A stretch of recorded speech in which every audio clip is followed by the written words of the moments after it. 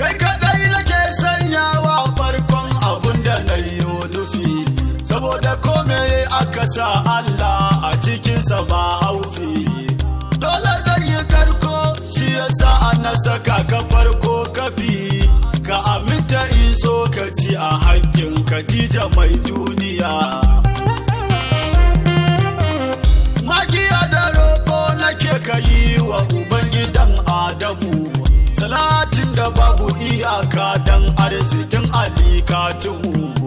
A gurin Rasulallahi dan Abdu mai hidimta mamu, a sako da Salmanu da Tijo adalin duniya.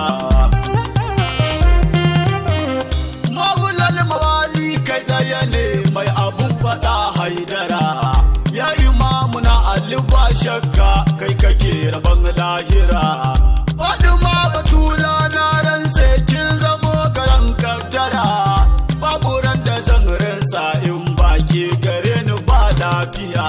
Nana Khadija ce uwar mu'minan dukan duniya. Ya Abbasu Haila Sharfuddini da kai nake rayuwa, mai kira a zo a ba Allah jikan fodiya mai gunzuwa. Ya Muhammad Alawi ku ne masu tattare guguwa, a gare mu kar da mu sha wahala sidi mun yi magodiya.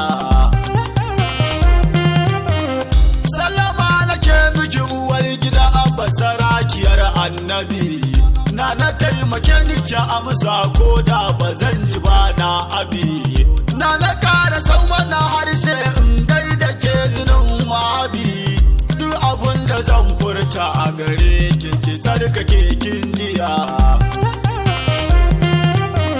Ina son ki babar Fadima Allah Ubangiji ya sani, bani da muradi bayan samun zama da ke tuntuni.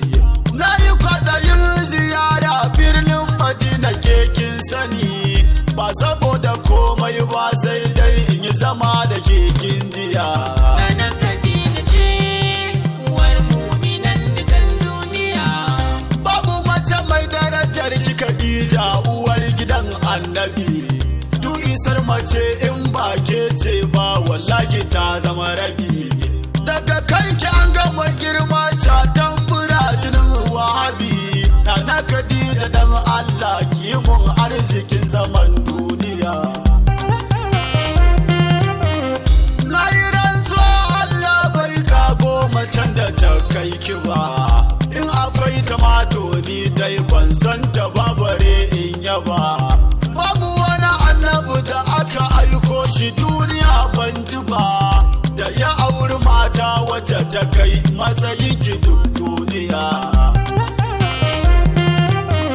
Saboda isar ki gurin Allah ya baki miji annabi, sai ya baki Fadima a matsayin yarki zuciyar annabi, sai ya kara baki Imamu Ali sirikin ki yar wahabi, sai ya baki jikoki Hassanain da Zainaba Nabiya. Nana Khadija ce uwar mu'minan dukan duniya. Ya kadai kika haifa wa ma'aiki ɗayaye har shida, babu wata matar da ta yi hakan zo ka jinin mai hasada. Har zuwa wafatin ki bai samu kamar ki ba ma gida, ɗaha ya yi kukan rashin ki ba ɗan kaɗan ba na bibiya. Ahalin surke ce kika kyautar da dukiyar ki duka, har da kadarorin da kika tara wallahi na ji duka. Kika ba wa manzan Allah hadiyarsa ya sadika, kika sai wa addini yanci musulmi yake lafiya. Ko nan idan na tsaya dan Allah ina da ƴar tambaya, kafin matan musulunci wace irin ta na tambaya. Mu daina ɓoye haƙƙin Nana Khadijatu yau ina magiya, mu fito mu shaida wa duniya matsayin takar mukiya. Nana Khadija ce uwar mu'minan dukan duniya. Tunda mun yi imani duk wanda ya faranta ran annabi, babu shi babu jahannama har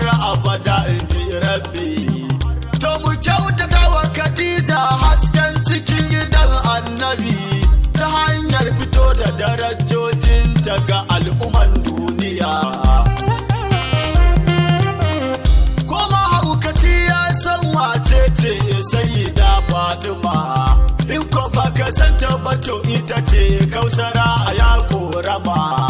Kana ita ce tsokar manzon Allah ka bar gardama. To Khadija ce ta haife ta masu arzikin duniya.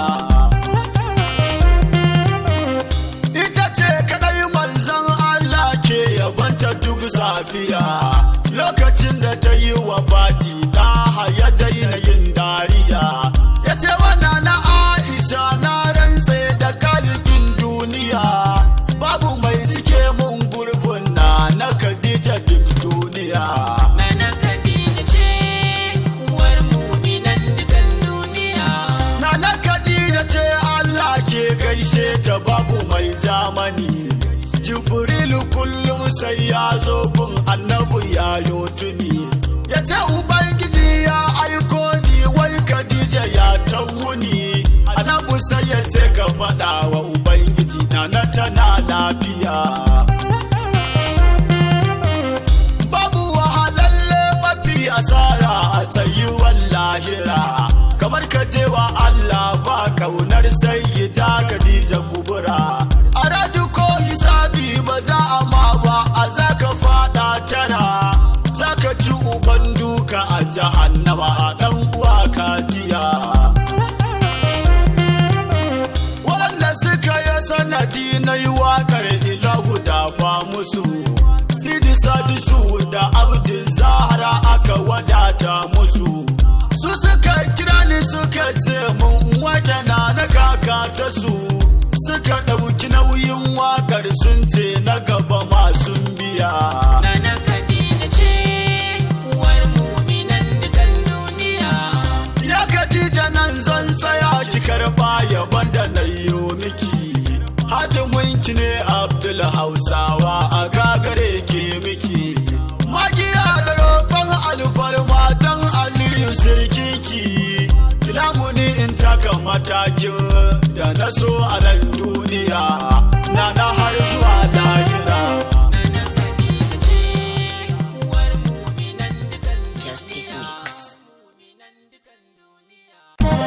Kai kadai nake sanyawa farkon abun da na yi nufi. Saboda kome aka sa Allah a cikinsa ba haufi. Dole zai yi karko shi yasa na saka ka farko kafi. Ka aminta in so ka ci a haƙƙin Khadija mai duniya. Magiya da roƙo nake ka yi wa Ubangidan Adamu. Salatin da babu iyaka dan arzikin alikatuhu. A gurin Rasulallahi dan Abdu mai hidimta mamu. A sako da Salmanu da Tijo adalin duniya.